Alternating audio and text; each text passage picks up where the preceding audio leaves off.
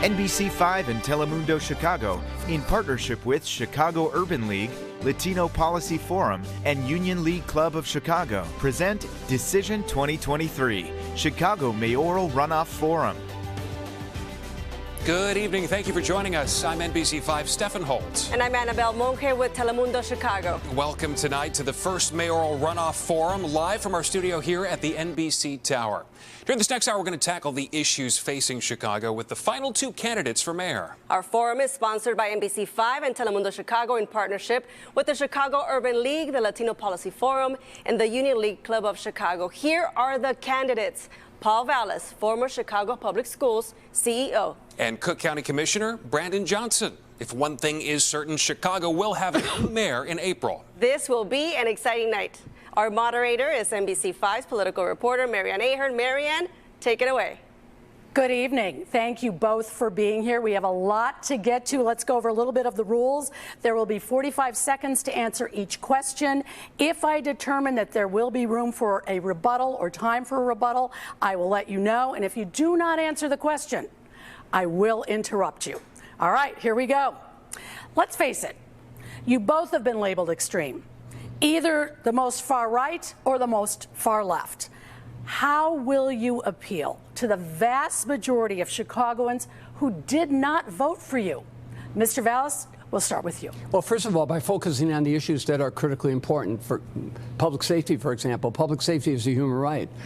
Everyone deserves to be able to live in a safe and secure neighborhood. Quality schools. No one should be a prisoner of their zip code or of their income. So we need to make sure that every neighborhood school is a quality school. And of course, affordability. We not only need budgets that are equity investment vehicles, but we also need budgets that hold the line on property taxes, as well as fees and fines, because it's the poorest communities that get hit the most. So I like to think that it's, I've really focused on running an issue-oriented campaign, and I think that's why I've had success so far. That's how I will appeal to all of Chicago. Mr. Johnson. Well, thank you for having me. I've served as a public school teacher in Chicago and an organizer and a Cook County Commissioner, building broad-based coalitions to tackle the critical issues that we're facing. And I have built a multicultural, multi-generational movement from one end of the city to the other, bringing together people from all different communities, all different type of zip codes to bring in a better, stronger, safer Chicago. Look, the bottom line is the reason why people are excited about our campaign is because we're telling people the truth. And the fact of the matter is, the reason why folks are being forced out of the city of Chicago is because, one, it's unsafe, and they're burdened by the property tax burden that was created in the 1990s by Paul Vallas, a $2.5 billion tax bill that the city of Chicago has had to inherit because of the failures of the 90s. And so I'm prepared to actually bring in a better, stronger, safer Chicago. Thank you. And you'll have time in a moment to talk about that. But first, let's get to Mr. Vallas. Last year, you did participate in an event held by Awake Illinois. It is a far-right group, and it uses rhetoric that you later admitted was hateful.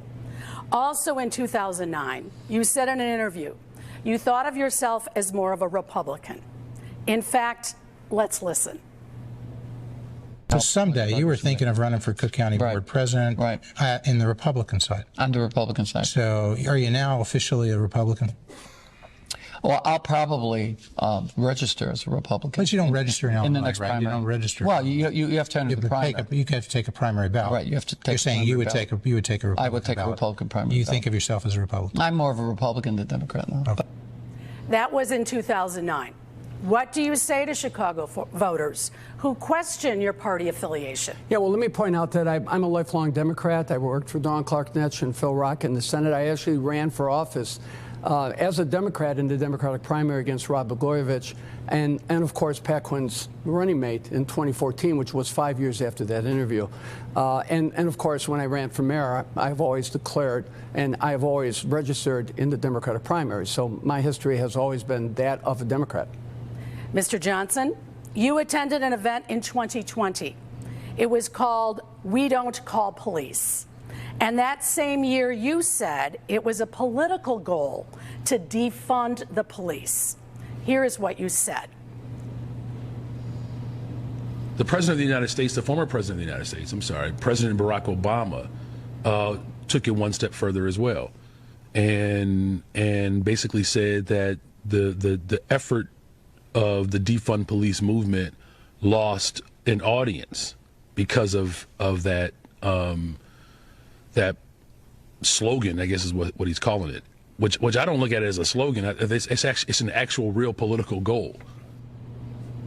So, Mr. Johnson, what do you say to Chicagoans who do want more officers in their neighborhoods? Well, my public safety plan does just that.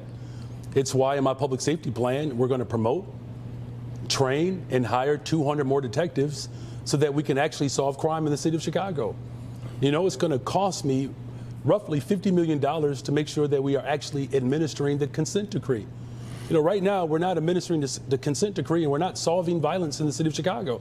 By promoting and hiring 200 more detectives, we actually can solve crime. Because what happens to those officers who are promoted? What happens to refilling those? Well, look, the way you recruit officers, you got to make sure when people are working on the front line, you can't ask police officers to do their job and someone else's. The fact of the matter is, almost 40% of the 911 calls that are coming through are mental health crises.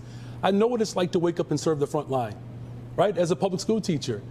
And you don't ask people to do their job and someone else's. We have to make sure that we're providing the support on the front line so that we can alleviate the pressure from police officers so that they can deal with the more violent, serious crimes. All right, let's talk about crime and public safety, because our polling, everyone's polling, is showing that crime and public safety is the number1 issue to voters.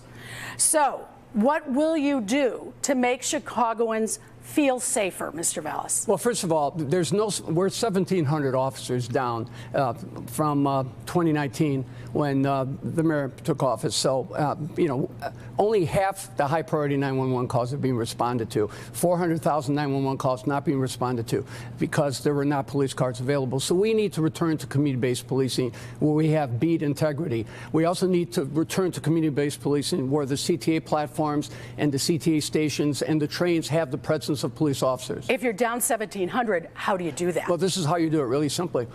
The first thing you do is you make the type of leadership changes and changes in scheduling and changes of management of personnel that do not cause 1,000 police officers to leave every year. And then the second thing you do, and if you do that, there are hundreds of police officers who will in fact return. Those who have retired will come out of retirement. Those who have transferred to other police districts will return. So you can very quickly begin to supplement the ranks. Mr. Johnson, what will you do to make Chicagoans feel safer? Yeah, look, it's a serious problem. We're all experiencing this problem throughout the city of Chicago.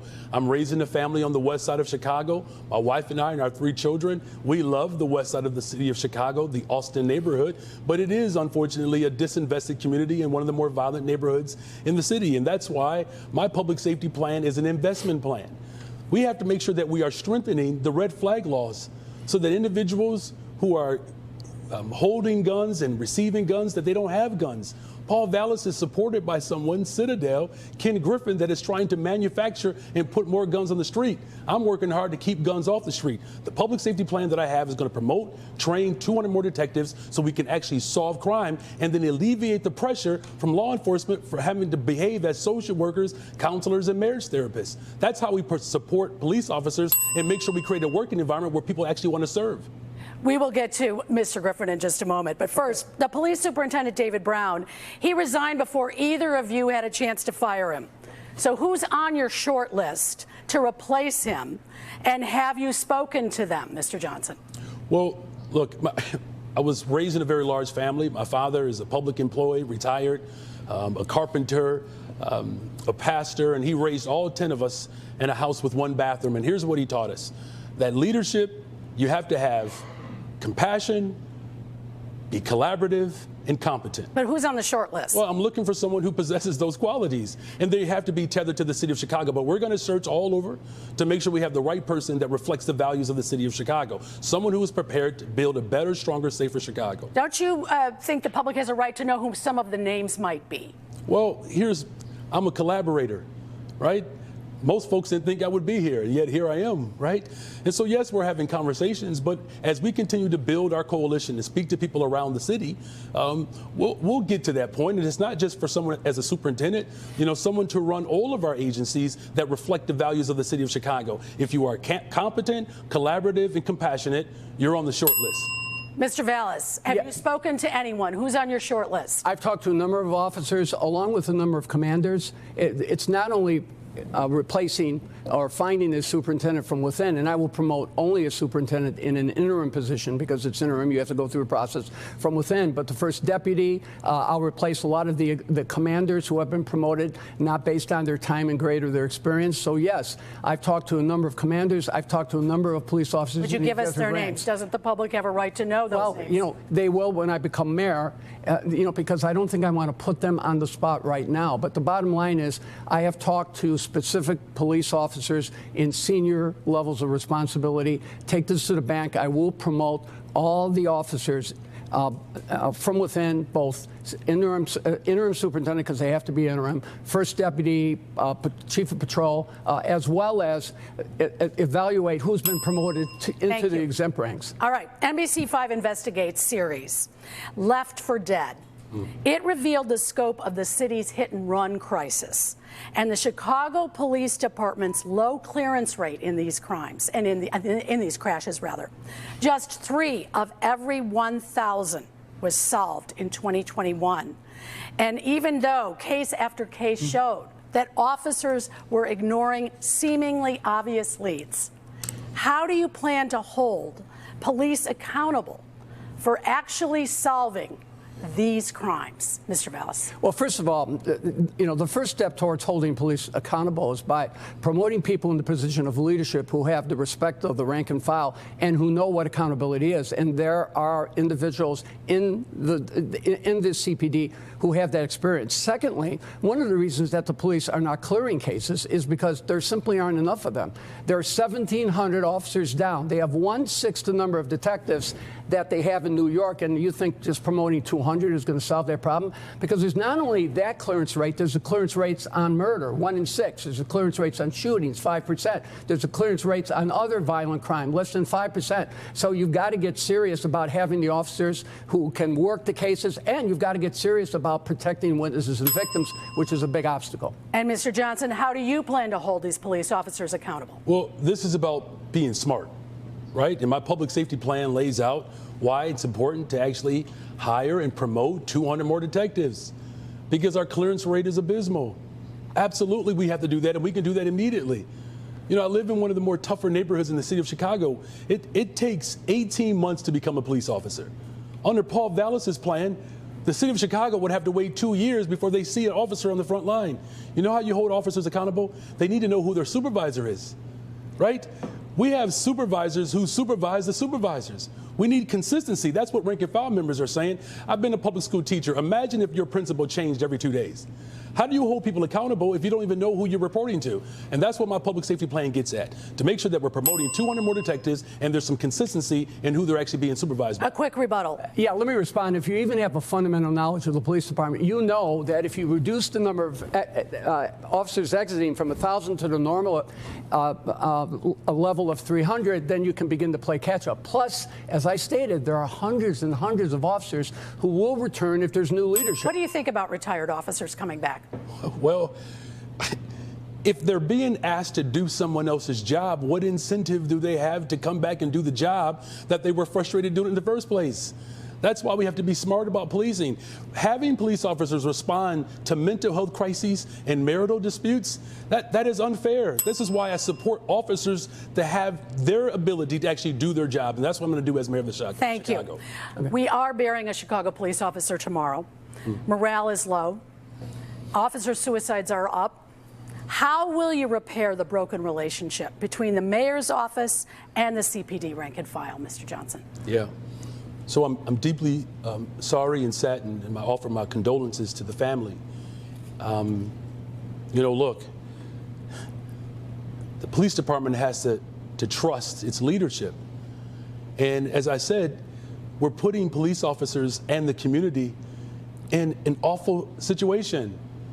In order to repair trust within our communities, we have to concentrate on making sure that mental health support services are available for the residents of the city of Chicago, and mental health support is available for officers who are serving on the front line.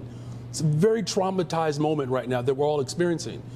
But you also have to make sure that you're listening to the people on the front line. I know what that's like. I got up every single day serving in our public school system.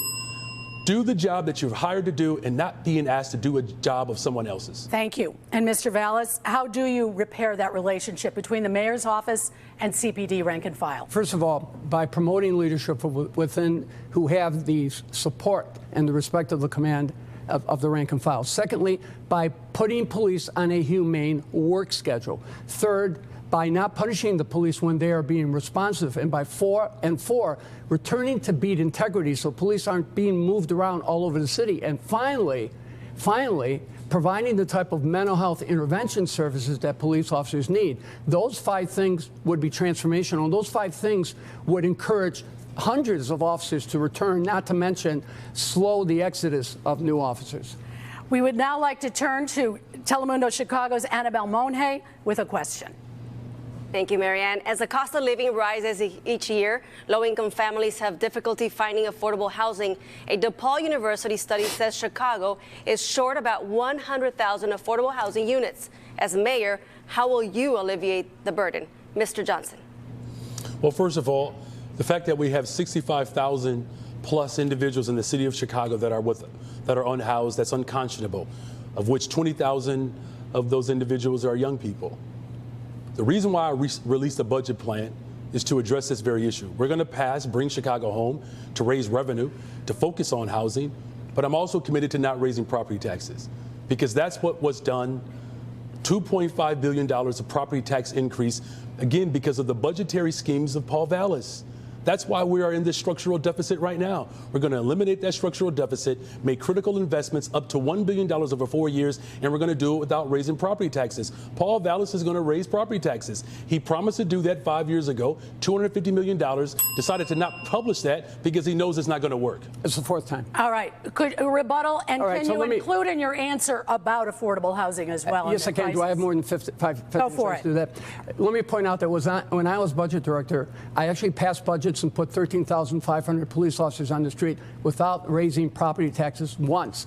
And when Gary Chico and I ran the Chicago Public Schools, and you covered us during those days, we actually balanced 6 consecutive budgets with average property taxes of 1.5%. In fact, a couple of years we didn't increase them at all. All right, let's get to affordable housing. So let's talk about affordable housing. The first thing you need to do is remove the obstacles to building affordable housing, and the buildings department is the human cul-de-sac. Secondly, you've got to lift the obstacles to doing conversions to unimproved space to garden use. You could generate 100,000 additional spaces. Third, you've got to take the 15,000 vacant residential buildings, turn them over to community-based organizations, renovate them, retrofit them, and re-enter them into the system. And the 4th thing you have to do is you have to cap property taxes. You've got to protect against gentrification, because property taxes are driving families and business out of their homes. Well, and not just affordable housing. An estimated 65,000 Chicagoans are homeless. That's right.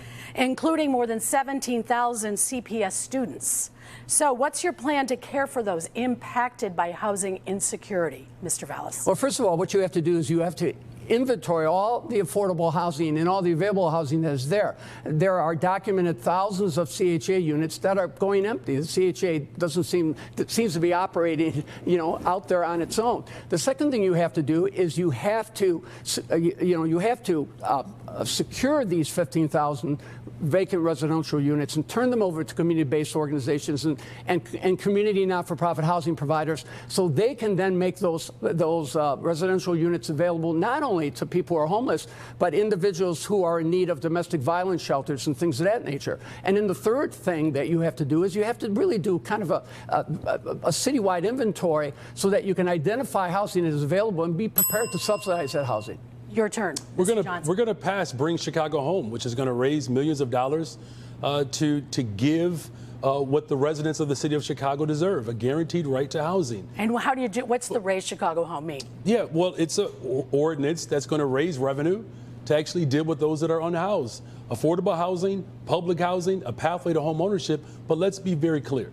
Paul Vallas worked with the Republican Party in 1995 to take the dollars that were dedicated to pensions, people's retirement, and moved it out, did not pay pensions, and as a result, 2017, several years later, we were on the hook for $2.5 billion of property taxes. Raising revenue where? Yeah, the real estate transfer tax is one idea. And this is something that the people of Chicago want and deserve. But again, we're in this predicament because of the bad accounting measures of Mr. Vallas. The truth of the matter is he has not put forth a budget plan, because when he put forth the budget plan 4 years ago, he came in 9th place. So he decided to only put 3 sentences up on his website because he's going to raise property taxes. Rebuttal, quickly. Yeah, can I respond? First of all, let me point out again my record here, and not only freezing property taxes, but also significantly taxing below the pact at the Chicago Public Schools. But the bottom line is, when I took over the Chicago Public Schools, the pensions were 80% funded. When I left, they were over 100% funded. Thank you. And that's a fact. Next up, the Urban League has a question for both of you. Hi, I'm Andrew Wells, Vice President of Workforce Development at the Chicago Urban League. The narrative of Chicago as a tale of two cities is indicative of the wealth gap that exists primarily between white residents and black and brown residents. If elected, what steps will you take to work towards narrowing the racial wealth gap in Chicago? Mr. Johnson. Yeah, I'm glad he mentioned that. Black families who make $100,000 a year or more live in less safe communities than white families that make less than $30,000 a year or more. Look, when my wife and I purchased our first home, we made $80,000 combined, and we still needed 2 government programs to help us purchase our first home. And we were the richest people in our family. And so this is why I'm going to make sure that we provide down payment assistance to create generational wealth, a pathway to home ownership. And we're going to be very specific about workforce development to rehab the homes that are vacant, repair the damage that has been left by failures of the old, and working to actually rehab those homes, put those homes back on the market, and then provide incentive for the child care workers, teachers, security guards to actually purchase a home to create a pathway to generational wealth. Mr. Vallas, your turn. Well, you know, by having a real Southwest initiative, an initiative that really invests long-term in those hard-pressed communities. And basically, I've talked about doing a number of things, not only creating an economic development authority that can be free of aldermanic privilege and basically mayoral fifth-floor politics, but also creating a fair share community investment fund that takes a share of the TIF monies, takes the casino money, takes the gaming money and the video poker money, takes the developer fee money, so that you constantly have a flow of hundreds of millions of dollars into the South and West sides to support housing, to support the restoration of community-based social services. And then the third thing is to do massive land banking on the South and West side. On the South side, there's 4.5 square miles of vacant property that is not on the tax rolls, taking that property, providing property tax abatements, and turning it over to You did mention this, and both should have an opportunity. What about Mayor Lightfoot's South and West Side Development Plan? Will you continue that effort? You sound as if yes, you will. But where does that money come from? Mr. Vallas, continue. Finish. Combination of things. Yes, I would, but I would take it to scale and institutionalize it, as I've articulated. But where does the money come from? A fair share of TIF money, a fair share of casino money, the gaming money, the video poker money, which of course I would support and legalize, the developer fee money. You have a steady flow of money. You could also issue bonds to amortize the interest and finance those bonds with TIF monies that will be freed up when the TIFs expire, and you would have billions more to invest. So that's where that money will come from. Mr. Johnson? Well, yes, I'm going to continue it, but we're going to expand it. We want to make sure that there's real money, that we actually get to participate, particularly black folks, right?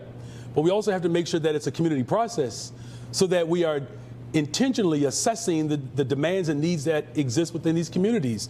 But we also have to be honest about this program. It's a reimbursement program. And so if you are a small developer and you don't have the money to front, then we can't close on a deal. And so this is why I'm going to expand not just loans, but micro grants, just like my wife and I experienced to purchase our first home. We have to provide those type of incentives to give a jump start to these small businesses. Otherwise, it's just smoke and mirrors. Under my leadership, we're going to make sure we're investing in a real way with real money with a community process. Let's talk more about the city budget needs. Mr. Vallas, you stopped funding the city's teacher pensions when you were the CPS CEO. Do you take responsibility for the current CPS pension crisis? No, not at all, because what the legislature did was the legislature consolidated all the property tax levies into a single levy, but then they imposed a mandate requiring that the pensions be funded based on an actuarially based formula. So the net effect of that was It went from 80% funded to 104% funded, or 100% funded. And it's not until the pension holiday that was enacted, I think in 2009, 2010, when they basically stopped making contributions into all the city funds as well as the state funds, that the pensions went south. But looking back, was that such a great idea? Well, actuarially based funding mandates was a very good idea because it allowed us to use money for like teacher pay raises, after-school extended day programs. President Clinton called our programs a model for the nation. So it allowed us to use extra money when we had it to invest in the classroom. Today, though, pensions are currently funded, are 50% funded. Well, let's go. Mr. Johnson, yes. You have said that you want to tax businesses per employee. It's also known as a head tax. The city got rid of that, though, a few years ago. How much actually will that head tax be? And how do you expect to attract businesses to Chicago if you implement this? Look, we have to eliminate the structural deficit that Paul Vallas caused. Let's just start there. He worked with the Republican Party, which makes sense because he has declared himself a Republican. He stopped contributing to the pension fund. Let's talk about your head tax. I got you. I'm going to get to that. But here's why we have to generate revenue. Because Paul Vallas's terrible budget schemes put the taxpayers on the hook. $2.5 billion in property taxes. The question and is, so here's how why big is the head tax? We're going to generate revenue and we're going to do what works. Right? It's a living document. Here's what I'm always going to do as the mayor of the city of Chicago, tell people the truth.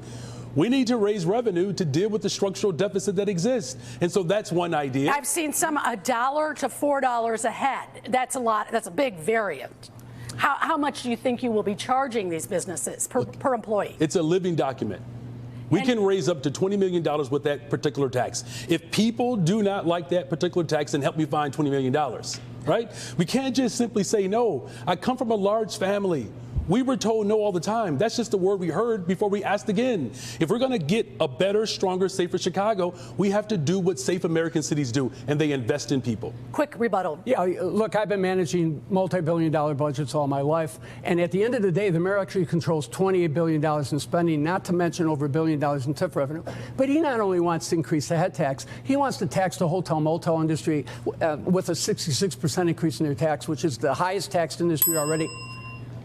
Any response? Of course. The mayor of Philadelphia, this is what he said, and I quote.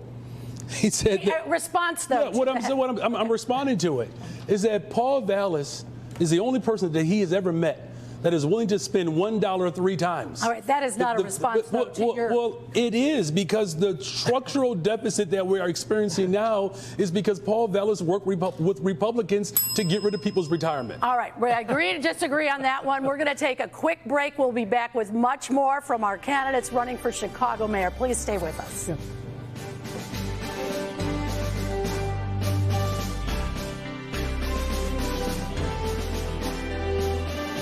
Get your local news, weather, and more free with our 24/7 streaming news channel on your favorite streaming platforms. Watch on your schedule with our nonstop news coverage. Available now on Peacock, Samsung Plus, Roku, and Xumo.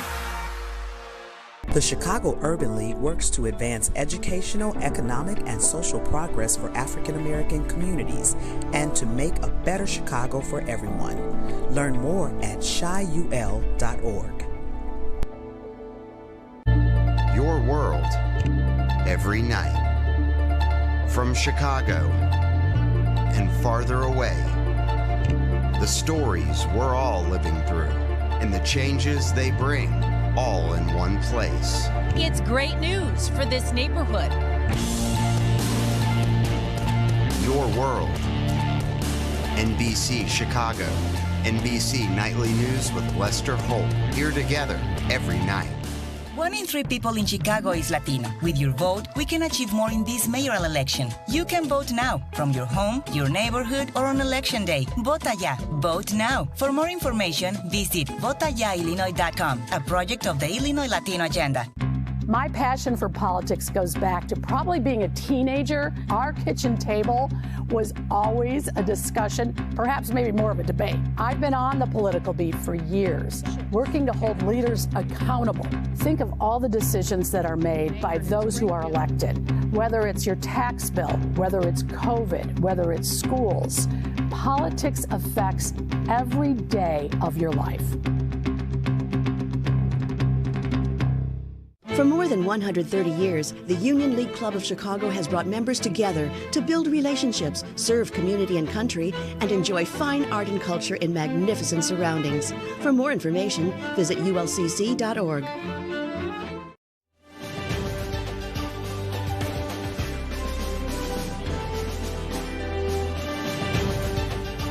Welcome back to the NBC5 Telemundo Mayoral Forum.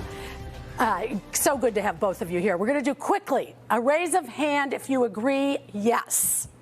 Good old teacher in me, right? All right, please raise your hand if you are yes to, would you add more speed cameras? I see no hands. Would you remove any speed cameras that already exist? Yes. You both would. Those under 18 are restricted from Millennium Park Thursdays through Sundays after 6 p.m. Would you make any changes to this curfew policy? Both would. Finally, would you remove Mayor Lightfoot's policy tying property tax increases to inflation? You both would. All right, switching gears a bit. You both have powerful backers. Let's start with Mr. Johnson. 96% of your campaign funding has come from unions, including the Chicago Teachers Union, and affiliated political action committees. How will you be independent when negotiating those city contracts? Yeah, I'm going to be the mayor of the city of Chicago for everyone. Look, I'm happy to be supported by working people in the city of Chicago, child care workers, security guards, those who keep our buildings clean, teachers assistants, college professors. But I also recognize that, look, I have a fiduciary responsibility to the people of the city of Chicago. And once I'm mayor of the city of Chicago, I will no longer be a member of the Chicago Teachers Union. I will no longer pay dues to the Chicago Teachers Union. I will have the best job in the world to be an ambassador for a world-class city, especially as we address the critical issues.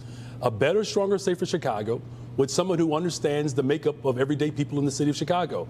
I'm raising a family right on the west side of Chicago. I have the lived experience. Whether you live in Jefferson Park or Morgan Park, I represent those interests. Mr. Johnson, can you name one area where you disagree with CTU? Well, look, it's not just the CTU. When I was, as a member of the Cook County Board of Commissioners, there was an ally that supported me to become a Cook County Commissioner. They had a job action, and I stood with Cook County government. An arbiter decided that county government was right. I had to deliver that news to people who are friends of mine.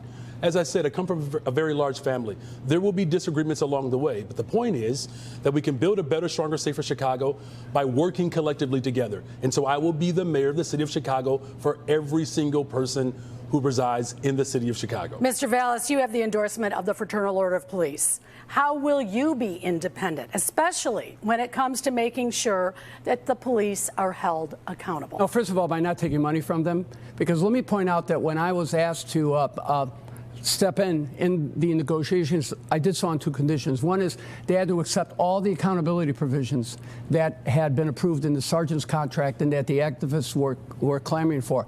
And then secondly, that I received no pay or no compensation. So in fact, they donated the money to a children's charity in my name. And when they endorsed me because of the rank and file demanding that they endorse me, I also refused to take any campaign contributions. So, for me, there's, 6 veterans and four police officers, now 3. One decided to become a firefighter, 2 firefighters, 3 teachers in my family. I'm not going to be beholden to anyone.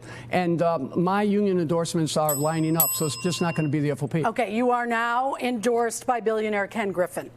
And you have many wealthy donors. In fact, just 21 people have given you more than $4.7 million.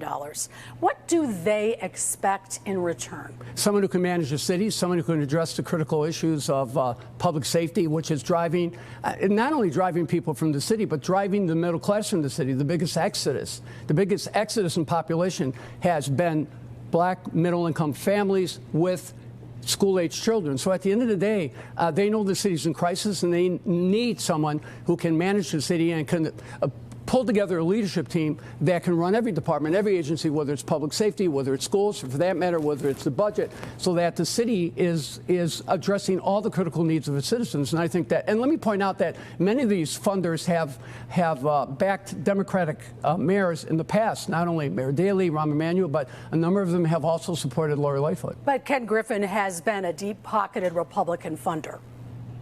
Yeah, well, you know, I've gotten contributions from individuals who are a part of Citadel. I haven't been brought up to date on what the latest contributions are. Let's talk about Chicago Public Schools. CPS has lost 82,000 students in the last decade. There are already empty school buildings. How will you address declining enrollment, and what will you do with those underutilized schools, Mr. Johnson? Yeah, look, as a public school teacher and as a parent who I send my children to the Chicago Public Schools, I have tremendous incentive to make sure that our public schools live up to their promise.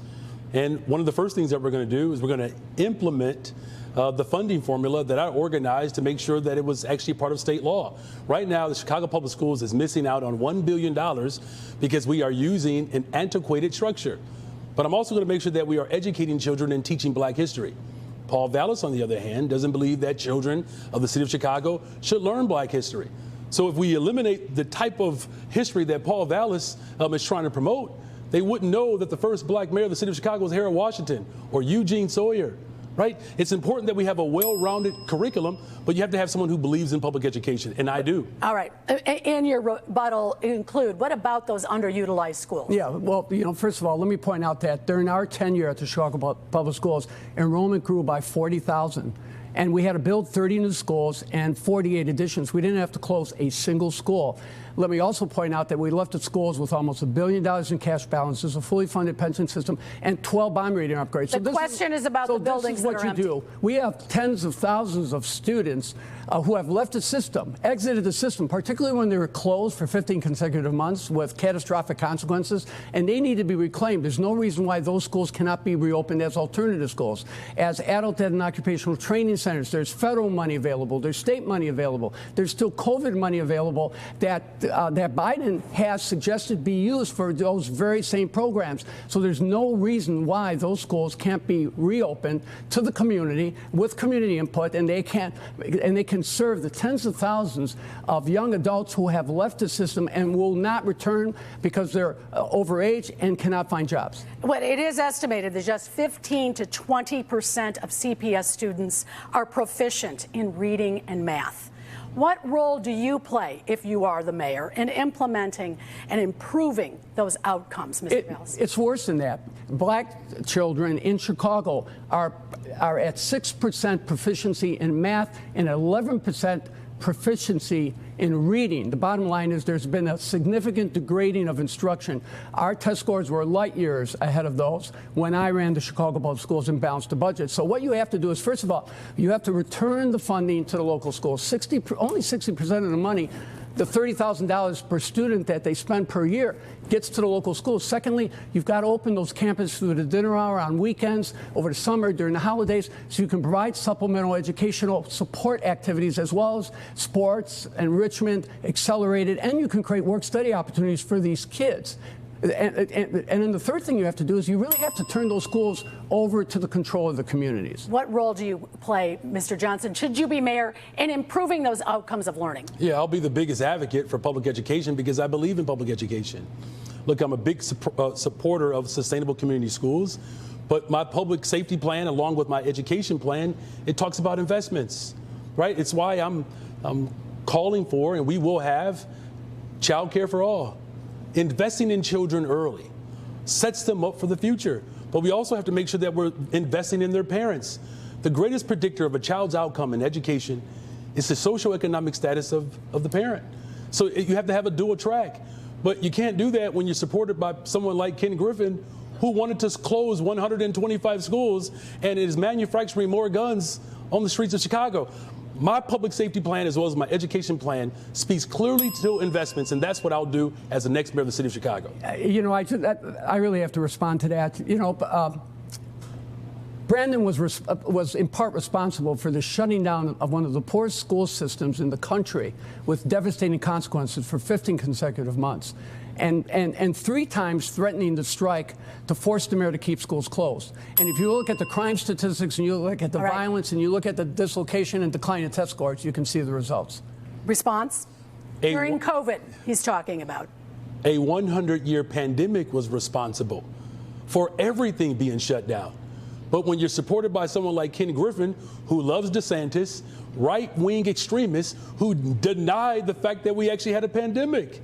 That's the problem that we have when you are part of the Republican Party. And that's why the city of Chicago cannot afford Republicans like Paul Vallas. Up next, we have a question from our partner, the Union League. My name is Manuel Galvin, and I'm a member of the Union League Club of Chicago. Commuters want to have safe, clean, and on-time buses and trains. What specifically will you do to improve public transit? Mr. Johnson? Yeah, look, right now our public transportation system is unreliable and it's unsafe. And again, this is why I'm committed to making sure that we're making critical investments, particularly for working people who overwhelmingly rely upon public transportation. And so we're going to increase the number of bus lanes and expand that. We're going to make sure that there are traffic signals that give preference to bus lanes, but we're also going to make sure that we are expanding the workforce. Individuals who can be a part of our public transportation to help individuals with disabilities, to make sure that the workforce is fully supported and that we're paying them a real livable wage. But we also have to make sure that we're very clear. The Green Line in particular, that's the line that my family utilizes. It is the most inequitable transportation line in the city of Chicago. And that's why I'm committed to making sure that we're making full investments to secure a reliable public transportation. Thank you. Mr. Vallas. The CTA is on the verge of financial bankruptcy. Their fare box is 18% of the operating budget. It's supposed to be 50%. And the WBZ survey and my conversations with all the transit unions is public safety is the overriding issue. It's also the reason they can't keep employees and recruit employees. 500,000 fewer riders a day. You've got to prioritize public safety. You've got to make sure that there are police officers on the platform, that there are police officers riding the trains, like New York. There are police officers at the station. Because if you don't restore public safety, you cannot sustain a transit system where 18% of your fare box, if your fare box is fun, or when you're only 80% of your operating budget is coming from the fare box. So public safety is the overriding issue now. Thank you. Since the Supreme Court has overturned Roe v. Wade, do you believe the city is responsible for protecting not only Chicago women, but all of those who come to the city for reproductive care, including abortion? Mr. Vallas. Yes, absolutely. You know, I've always been a supporter of women's reproductive rights, always from the very beginning, from having gone to work for Dawn Clark-Netsch, who was one of the most activist and progressive of state senators. So I've always been supportive, and I will continue to ensure that Chicago is a city that will respect and support women's reproductive rights, but also visitors who come here too, just not Chicagoans, but anyone who visits the city. Mr. Johnson. Yes, absolutely. And I always have, and I always will. Paul Vallas is on record of saying that he fundamentally opposes women's reproductive rights. He said it. He fundamentally opposes abortion. But it shouldn't be a surprise because he's hanging out with right-wing extremists who have attacked women. Look, I'm raising a daughter. I'm married to a wonderful, beautiful woman, raised by one, sisters. I work in a profession that is predominantly made up of women. Absolutely, as mayor of the city of Chicago, I'm going to protect a woman's right to choose. Paul Vallas, on the other hand, is working with right-wing extremists where he says that he fundamentally opposes a woman's right to choose. Quick rebuttal. Let me respond to that by basically saying that that's nonsense. I've never said that. Someone once asked me the religious question because I'm Greek Orthodox, and I really said, in essence, that I have the same position that that Nancy Pelosi has or Biden has. My fundamental religious beliefs aside, I will always be 100% supportive of a woman's reproductive rights. Thank you. The next question comes from the Latino Policy Forum. I am Jose Marco Paredes from the Latino Policy Forum. In 2018, Latinos contributed more than $97 billion to Chicago's economy, helping drive the city's economic growth. How will you ensure that they have equitable opportunities to share in that growth? Mr. Vallas. Well, first of all, by using the budget as a community investment tool. So let me give you an example. When I was responsible for the Chicago Public Schools with Gary Chico, over 50% of all of our contracts through our capital program, 40% of professional development contracts went to minority and women-owned businesses. And we actually exceeded that number. 55% were actually awarded. We also did something else. We also required that over 50% of those hired be minority, and we hit 58%. So at the end of the day, that was probably the most successful, the most progressive, and the most dynamic investment and use of public funds to provide equity in terms of allocation of contracts and local hiring as ever. And let me also point out that the vast majority of my administrators promoted to principals, assistant principals, and senior administrators have come from the Black and Latino community. Mr. Johnson. Well, you know, the Latinx community has played an incredible role in contributing to our economy. And first of all, you have to have a leader who's willing to listen. And, you know, we know that our street vendors right now and the Latinx community, they're struggling. And I'm going to make sure that we are providing micro grants to make sure that businesses can continue to thrive and grow. But we also have to make sure that we're doing everything that we can to protect our city, to make sure that it's a sanctuary city, to protect those who are seeking asylum here, those who want refuge here, that not only will we be a welcoming city, but we will be a city that honors the contribution of the Latinx community, particularly by supporting small businesses and making sure that we're listening to them. Thank you. So, if either of you have walked the Mag Mile lately, you have seen the empty storefronts. The vacancy rate has tripled in the past decade. What is your plan to revitalize this area of tourism and shopping? Mr. Johnson. Yeah, first of all, public safety is a serious problem. And just like families, businesses, and small and large are struggling because we don't have the safest city. But here's the thing. We have an incredible opportunity to attract new businesses to the city of Chicago, whether it's biotech, logistics, all of these companies that want to be in the city of Chicago, but they want to make sure that you have someone who has a real public safety plan that's going to ensure that residents are protected, as well as those who wish to contribute by building up business. And so I've spoken with businesses over the last several months, and I've put forth a plan that's not only going to attract businesses, but we're going to make sure that there's actually a clientele to support those businesses. Mr. Vallas. This is what the businesses, not only on the Mag Mile, have told me, but businesses on the west side and the south side. Number one, public safety. They don't feel their businesses are safe. They're having trouble getting customers because they don't feel that there's public safety, and they're having difficulty hiring workers. The second thing is just the regulatory agencies are simply strangling businesses because they're dictating, they're micromanaging, and between aldermanic privilege or the fact that you have to go through multiple agencies, it's impossible. You could have 15 cranes in the sky right now if the regulatory agencies simply remove the obstacle. And then the third thing that they have talked about is some sort of predictability when it comes to taxes. There needs to be some sort of predictability. I would also really defer to them and to ask them to tell me what their strategy should be and support those strategies. Thank you. Let's make this a quick one. The Chicago Bears, Mayor Lightfoot wants to keep them by renovating Soldier Field. Do you agree? And if so, how do you pay for it? Mr. Vallas. I don't support billion-dollar subsidies for sports teams, and I certainly don't support putting billions of dollars into Soldier Field. Mr. Johnson.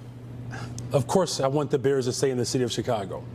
I grew up with the Super Bowl Shuffle. We need another one in Chicago.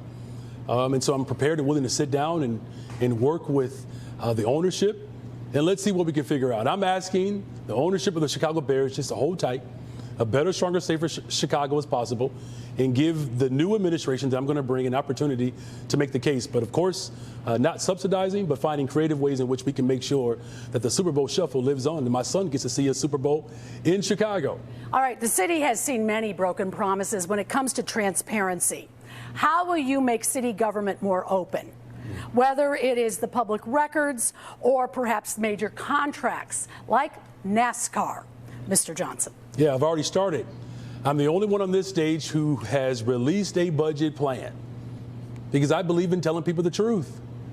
And the truth of the matter is, look, I know Paul is uncomfortable with this, but after Barack Obama became the first black president of the United States of America, he switched parties and became a Republican.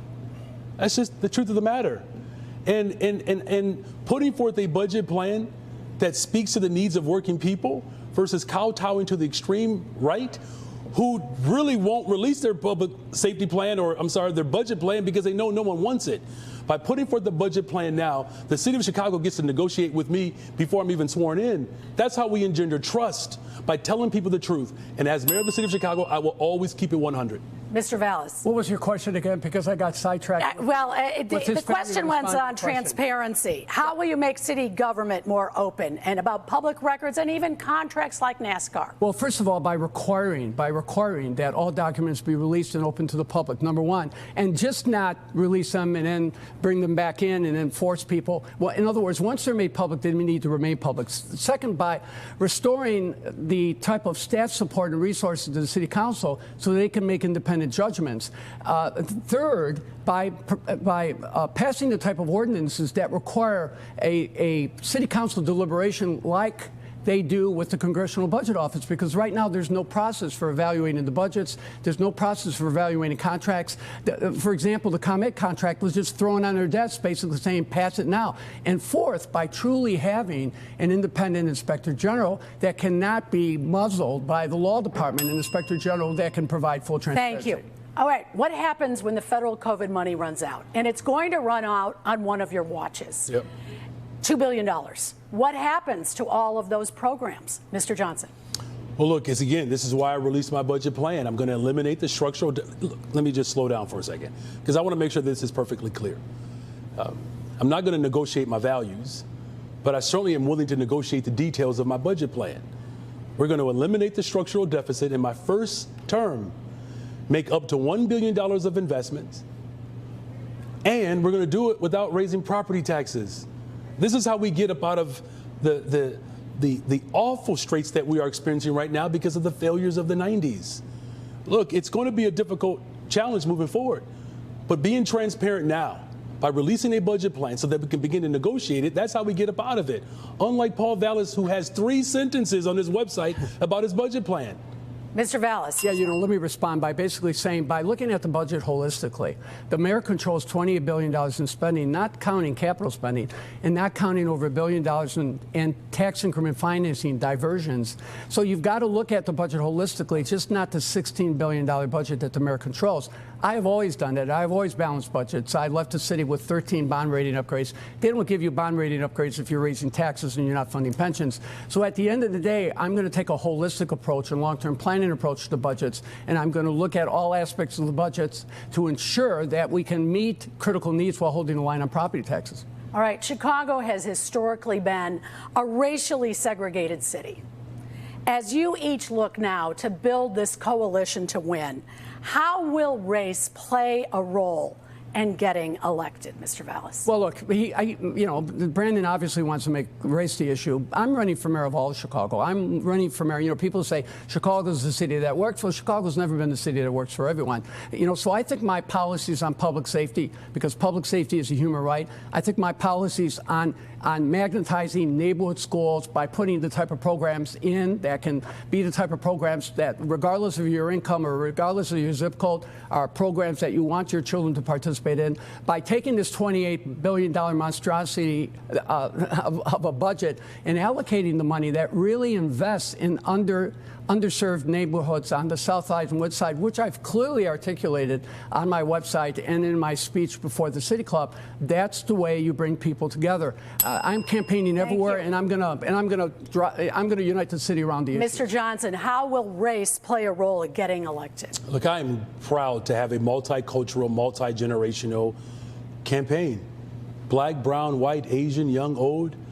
Look, we've built a coalition across this city, from Delia Ramirez, Congresswoman, to Congressman Danny Davis and Congressman Jonathan Jackson. Independent political organizations all over the city have surrounded my candidacy.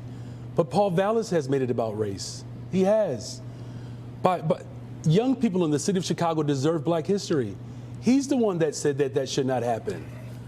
We're building a coalition, but we have to be honest about the stratification that has existed for too long in the city. That's why I'm going to disrupt this tale of two cities and bring in a better, stronger, safer Chicago, one story, One Chicago. Quick rebuttal. Yeah, just nonsense again. I actually integrated Black history in all the curriculum, and it moved beyond just Black History Month in February. I also incorporated African studies into the world history curriculum, and I did a third thing. We worked with local school councils who wanted to provide for a more Afrocentric curriculum. So my record is for everyone to see. All right. So you're the new mayor.